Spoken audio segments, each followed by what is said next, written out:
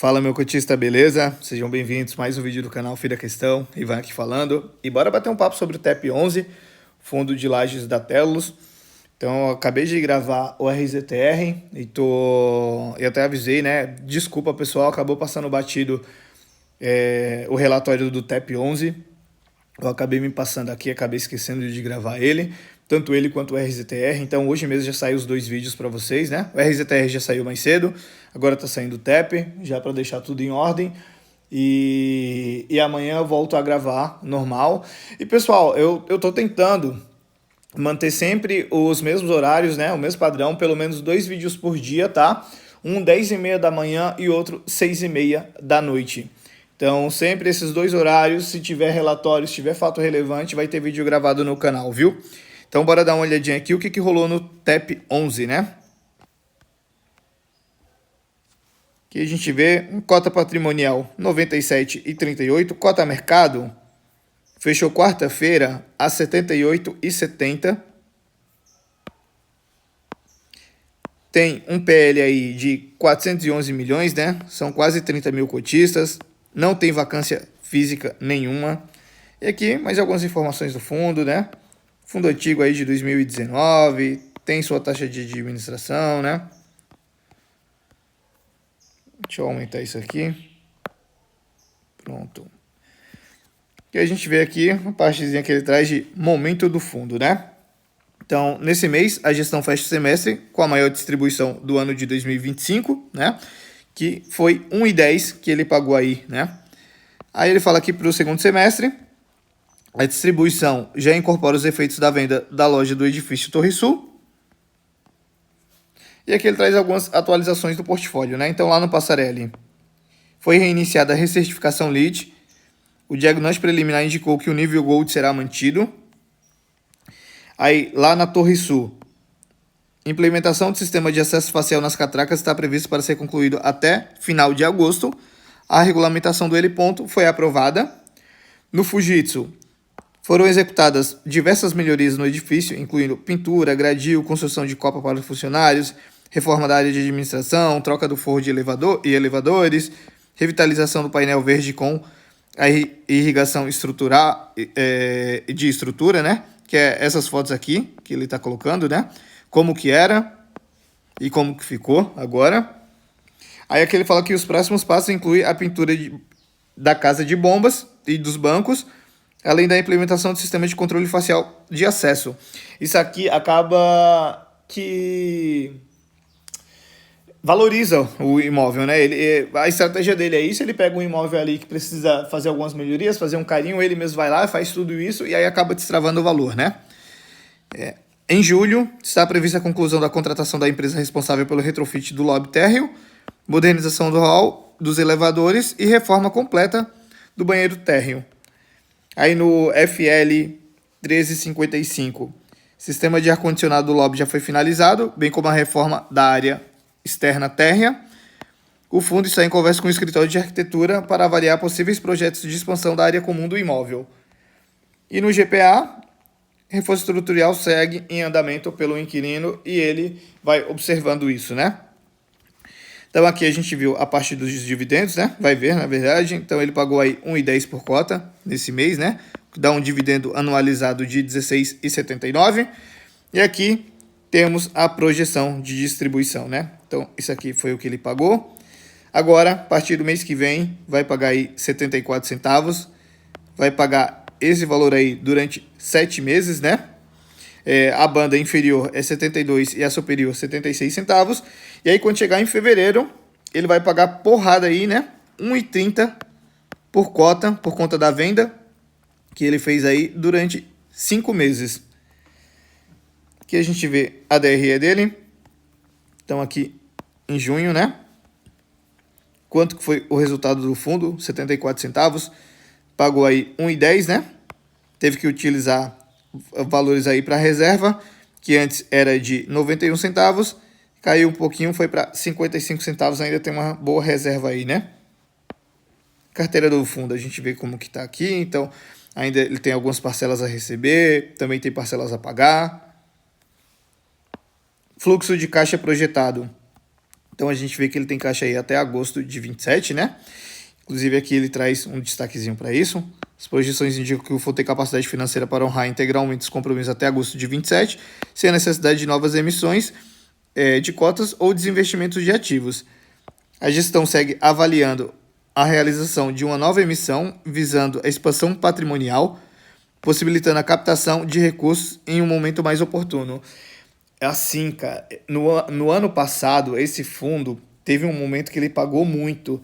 E assim, eu imaginei que ele ia chegar no patrimonial e ele ia conseguir emitir. Porque eu confesso para vocês, eu quero muito ver esse fundo crescendo, porque a estratégia deles é boa.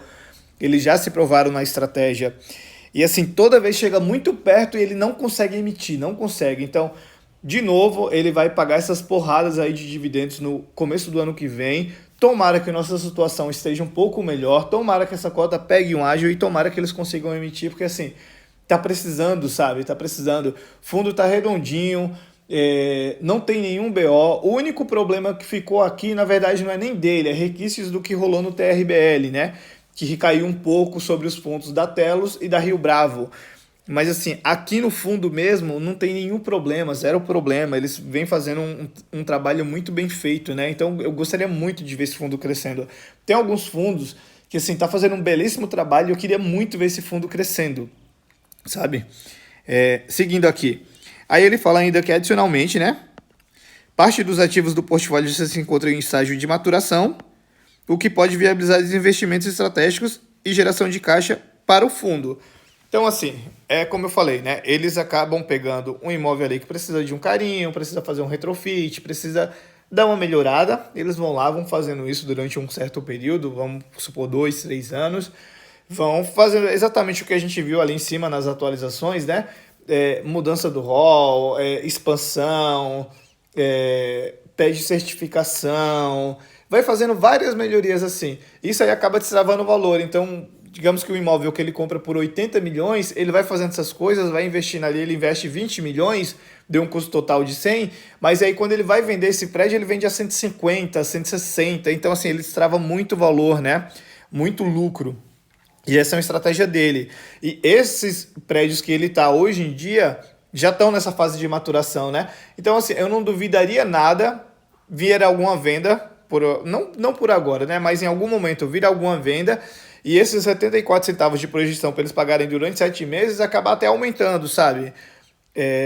Quem sabe isso aí não dá uma animada na cota, ela não passa patrimonial ali, não pega um ágio, não consegue emitir, porque de verdade, esse fundo, eu acho que de todos os fundos na bolsa, esse eu acho que eu sou o mais curioso para saber como que seria com a nova emissão, o quanto que ele ia crescer mais. Isso aqui seria muito, muito bom para o fundo.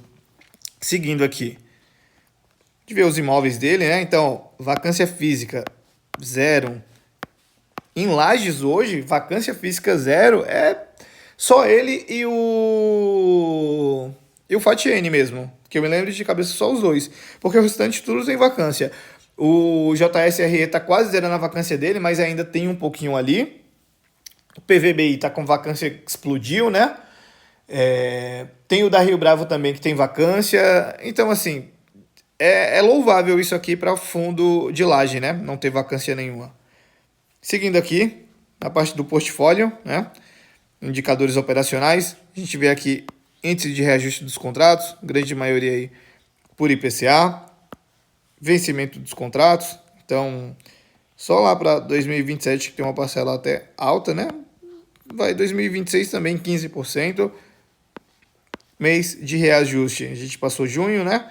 Então tem julho, agosto, setembro, outubro, novembro, dezembro ainda para fazer, a gente está falando aí de 20, 30% aí do restante do ano, um período médio de contrato aí de 6 anos, né?